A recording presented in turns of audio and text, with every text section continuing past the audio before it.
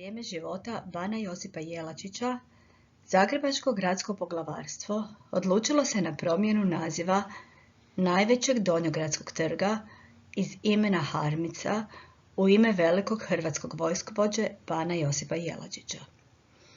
U to doba trajali su pregovori između Habsburgovaca i Mađara o preustroju monarhije, a potonji su smatrali Jelačića glavnim krivcem za neuspjeh svoje revolucije 1848. Zbog toga niti jedna od navedenih strana nije blagonaklono gledala na podizanje spomenika banu.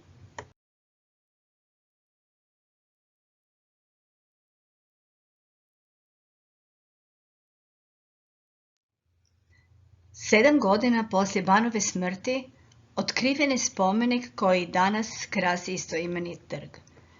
Kip je ujedno i simbol hrvatskog inata i borbe za slobodu.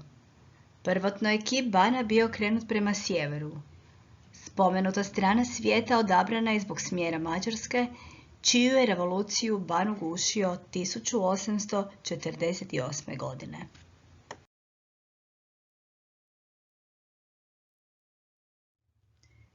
Kip je djelo poznatog bečkog kipara Antona Dominika Fernkorna, koji je izradio i kip Svetog Jurija koji ubija zmaja. Taj je kip danas smješten pokraj zgrade Hrvatskog narodnog kazališta. Kipar Anton Dominik Fernkorn izradio je i kip Blažene djevice Marije koji je smješten iznad fontane pred katedralom.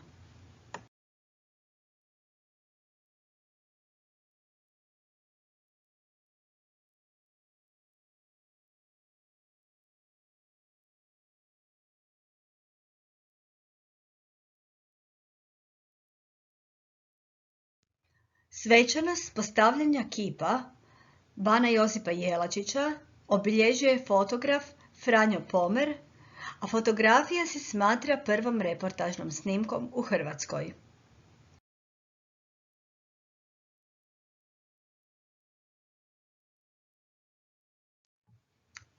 Godinu nakon postavljanja oko spomenika je postavljena željezna ograda između 10 kamenih stupova. 20 godina poslije, zbog navodnog prometa na trgu, ograda je maknuta, a podnožju spomenika dodana je široka stuba.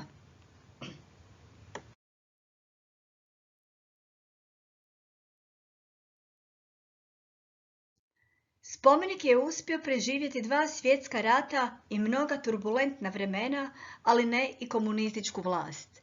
Tijekom 1947. godine spomenik je uklonjen. Iako se mnogi protunarodni režimi nisu usudili dirati simbol hrvatstva, komunistička vlast pod okriljem noći i velike tajnosti rastavlja i ruši Jelačićev spomenik, a ban Jelačić opisan je kao sluga stranih interesa. Trg je preimenovan u Trg Republike.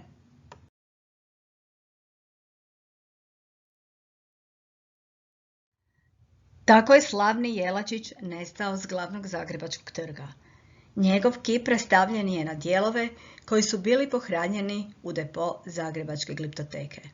Zahvaljujući muzeologu doktoru Antonu Baueru, koji se itekako založio da se spriječi potpuno uništenje kipa.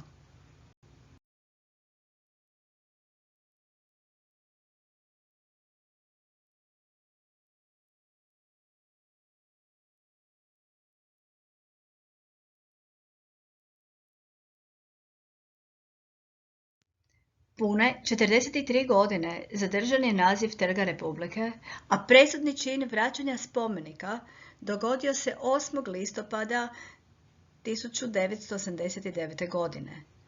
Danas je trg bana Josipa Jelačića središte mjesta okupljanja i događanja u Zagrebu, te važan dio hrvatskog nacionalnog identiteta i kao mjesto sjećanja.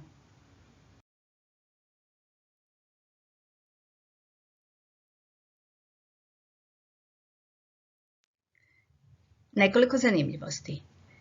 Kip bana Josipa Jelačića prvi je zagrebački spomenik koji je napravljen u bronci.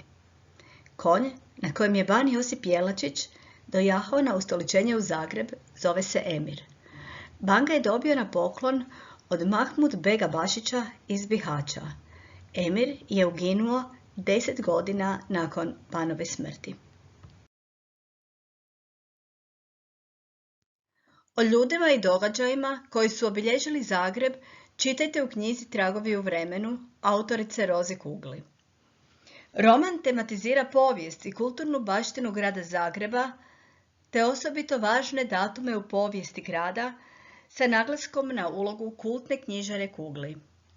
Priča je to o mukotrpnom povijesnom usponu mjesta koje je služilo kao kulturni dnevni boravak i oplemenilo zagrebački umjetnički život, ali istovremeno i o tužnom padu u trenutku promjena, nemara i potpune komercijalizacije modernog društva. Tematika je osobito zanimljiva u godini koju je Ministarstvo kulture proglasilo godinom čitanja uz snažnu poruku koja se toliko puta ponovila kroz povijest. Ono što nedovoljno cijenimo i branimo osuđeno je na propast, a propast knjige značila bi propast kulturnog bića, temelja na kojem se gradi nacionalni identitet.